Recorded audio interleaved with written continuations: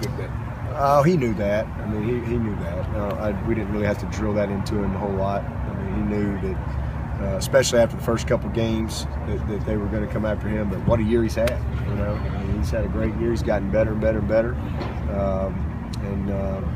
you know, still got a lot of upside, a lot of improving to do. But shoot, he's been tremendous all year. There's been a few competitive plays made on him, you know, really good throws, right in the right spot. But that's ball. But he's been as consistent a player as we've had on that defense all year. If McKenzie were to decide to move on to the NFL, does Tankersley have the skill set to possibly step up and be a true national lockdown? He's already doing that. Yeah, I mean he's already. I mean he's made a ton of plays. He's huge plays for us. He's a physical guy. And he's very confident because of the experience he has now and the success that he's had. But yeah, I mean, he's just as good as McKenzie. I mean, he's a great player. You know, there's no question about it. He's made some great catches, like the one he made against North Carolina. Unbelievable. Is that something that you've seen really develop, or has he always had pretty good hands? Well, he played a lot of offense in high school. He played quarterback and everything, but he's always kind of had good ball skills. It's never really been a problem with him. But that play he made in the championship game was unbelievable. I mean, you got wideouts probably don't go make that play. That was a great play on the ball and a very difficult catch. But you know, like I said, he's a ball player and confident and just getting better. Through a few days, any separation of right guard? No. That'll go all the way till we get ready to play. But heck, we're rolling Crowder and Maverick and Norton. Norton's got a lot of guard too, we'll just keep playing them. One of them will run out there first, but they all gonna play. So, but we hadn't decided that yet. Playing Oklahoma in a bowl game again, you got a lot of years between playing and coaching under your belt. Can you remember another time where you come off beating a team that badly and then you play them in a bigger game the year after? Maybe something you can relate to? North Carolina. I mean, we killed them pretty good last year, and then we got playing for the championship. So that's probably the first thing that jumps in my mind would be North Carolina. But outside of that, you know, there's a lot of teams that you play that you beat the year before, but it really doesn't have anything to do. They're all big. I mean, the next year it's a huge game, so you know you just want to count it to try to win.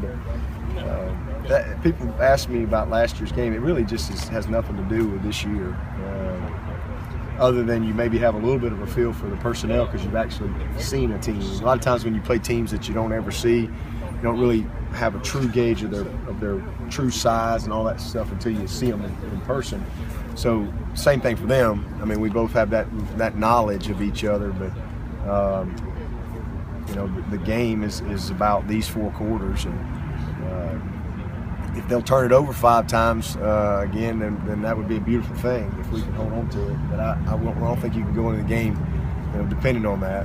This is 2 teams good enough to win the national championship that are going to battle it out, and it's going to come down to 4 or 5 plays, and hopefully we're the team that makes them. You mentioned B.J. Goodson as a guy who's graduating. How proud are you of the way that he's developed as a senior? Yeah, I was just telling his mom that this morning at the brunch that I had to go to. It's exactly what I was telling her. I was like, you know, that's why you coach. I mean, at least that's why I got into coaching, is, you know, because that's what my coaches did for me. You know, just helped me, and I know that they took pride in seeing a transformation in me, and that's what I do as a coach. I love seeing those guys just grow up and figure it out. And here's a guy I told him, he said, remember when I was sitting at your kitchen table there in Lamar, South Carolina, and we were talking about BJ and his future and possibilities and all these things, and here he is now. He's a Clemson graduate, and he is a grown man. I mean, BJ Goodson he's ready for whatever he wants to do in life. I mean, he is just mature and focused and driven and committed and a disciplined person. So I mean, I'm so proud of him. And again, that's what it's all about, because I get to see that transformation. You know, to me, a big part of college is just figuring life out. You're just figuring it out, and he's done that. Great leader for us. He has come a long, long way. Really, really proud of him. what are the biggest ways in which you saw him change over the years? Just maturity. You know, he's very quiet, wouldn't hardly ever communicate and talk nice. You know, he's got a great personality. He's much more confident. He wasn't a very confident guy early on in his career, and now he is. You know, just I think his knowledge, you know, of the game is completely different, obviously, as it should be from when it was when he got here. And I think just his belief that he can be a great player. You know, sometimes these young guys come in here early on and maybe they don't have immediate success, and other guys do, and maybe lose a little confidence along the way. But he's as confident a player as we got on this team. Does it feel like practices are more productive now that the players have exams behind them, or Yes. they've been pretty much focused on Yes, thank goodness. I was talking to Coach D'Antonio about that the other day because they have finals all this week, and he was trying to get his schedule mapped out where he could balance all that stuff.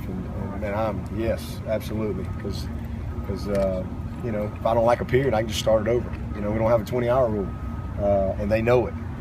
So it's been really good. So it's a little different than when you're in season. You know, every minute's documented, and you don't have as much flexibility. So we've got great meeting time, good prep time for the coaches, and it's just you don't have to feel rushed in anything. You know, so we're just kind of slowly getting the game plan in, and with our hope of finishing up on Monday when we break for Christmas break. We pretty much have the plan done. So when we come back here, we'll practice here more than 26 before we fly to Miami.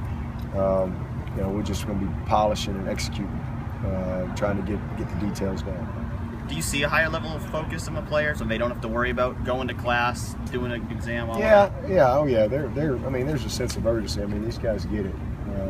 You know, and then our practices are structured too, to where it's we're moving all the time. It changes. There's a lot of competitiveness going on. And, the one thing about this team is they'll compete. You know, and I have to be careful with that sometimes, because if you spot the ball, they're gonna get after it. And you know, our practices have been great, but they want to win. I mean, they want to win, and their actions align with that as far as how they practice. Are you surprised at all, Dabo, about the chemistry on the offensive line with 5 new starters? No, I'm not surprised, because that's what I saw this spring emerging, and I really saw it this summer and in fall camp, to the point that I was like, okay, our offensive line is going to be, I think, maybe the best part of our offense when it comes December. I mean, because they have the want to, the drive, the mentality, the talent, and this has been a fun group, and we're going to be better next year. We're going to be better up front next year. You know, there's no doubt in my mind we are going to be a really, really good offensive line. And I'm excited about that. How hard is it to come in and do what Mitch is doing as a true freshman? Near impossible. I mean, it's just here's the amazing thing about Mitch Hyde is nobody ever asked me about Mitch Hyde. This is a true freshman left tackle. We've had 13 games, 13 game plans, and not one game the entire year have we helped him at all. Meaning, you know, slide the protection to him, chip protection where we're chipping a back out, stacking a tight end and where the tight end's chipping his way out. Not one time. Not all year. He's played left tackle like he's a senior over there, and has just been amazing.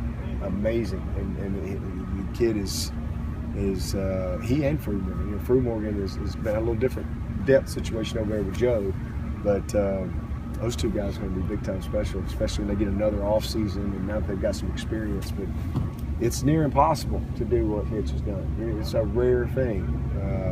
It's the first time since 40s that we've had a guy start here at left tackle. It's just hard. I've never been around it. I've never been around it ever.